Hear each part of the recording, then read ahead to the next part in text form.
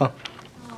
Hello, class. This is Mr. Vargas again, coming to you from room 325. Today I'm performing in front of a live studio audience.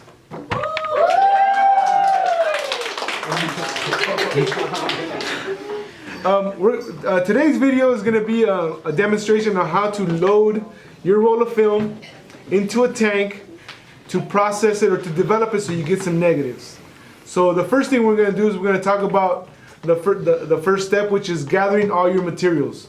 So here we have a development tank. This is a Patterson development tank. This is one of the ones that we've been using here for a long time. And so these are the different things you need. You need a lid.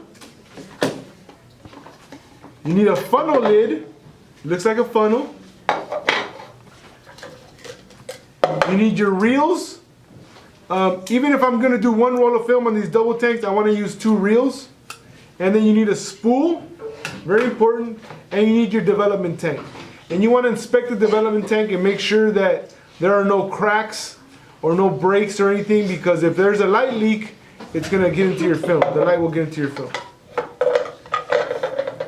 So once I gather all my materials, I proceed to the dark room. And this is where I have to make it clear that this will all be done in the dark.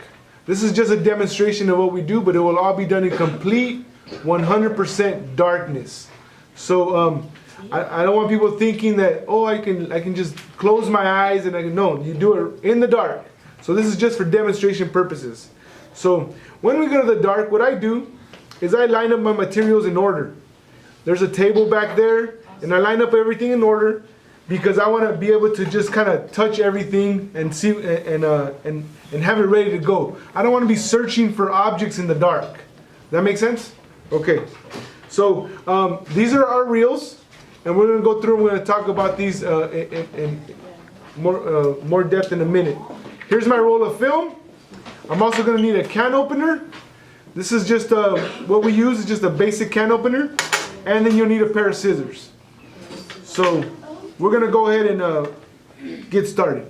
Go. So here you have one of our Patterson reels.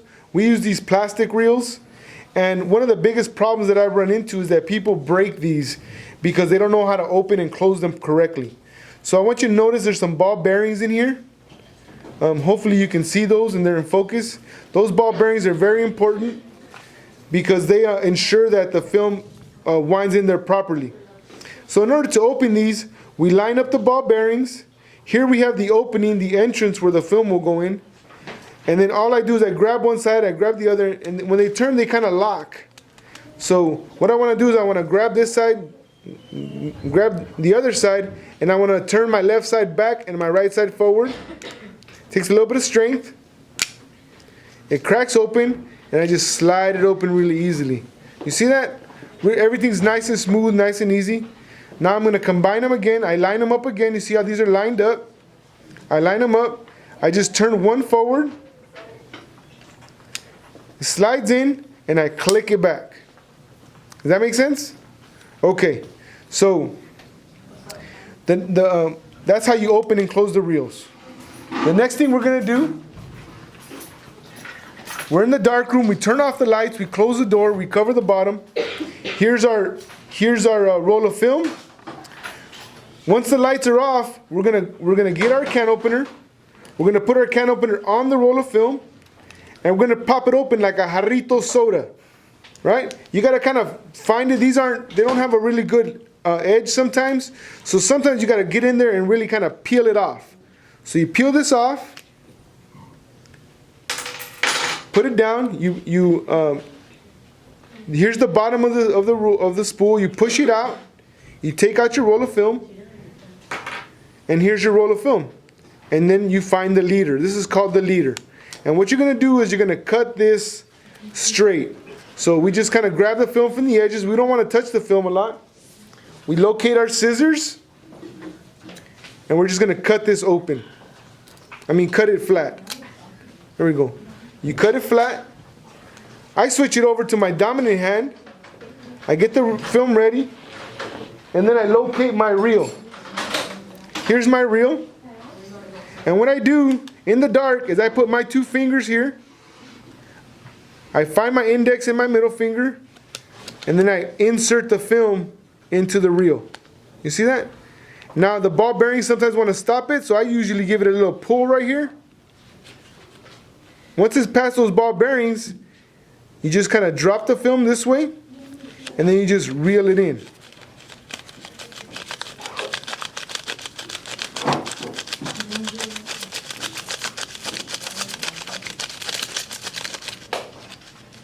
Oh, sometimes it wants to come out, it wants to jump the tracks, so I always keep my fingers right here on the edge so that it doesn't jump the tracks. I try to keep the film in line.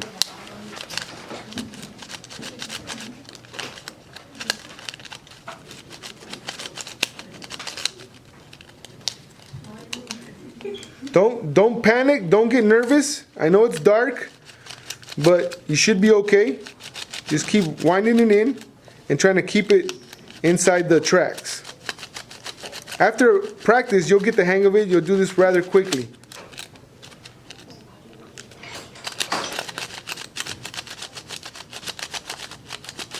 Once we get to the end of our film, we have to cut off the spool. So we locate the scissors again,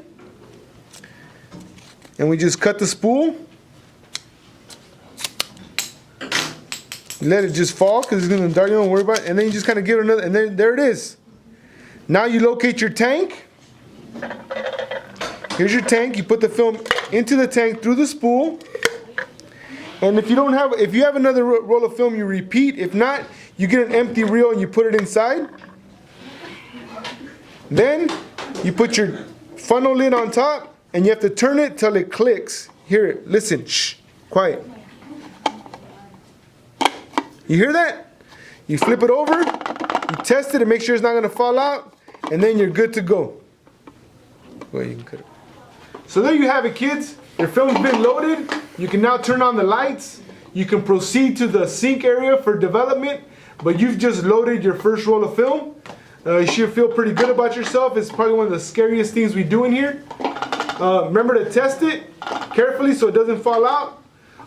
Turn on the lights, clean up, and proceed to the sink area. We'll see you in class, kids. Thank you.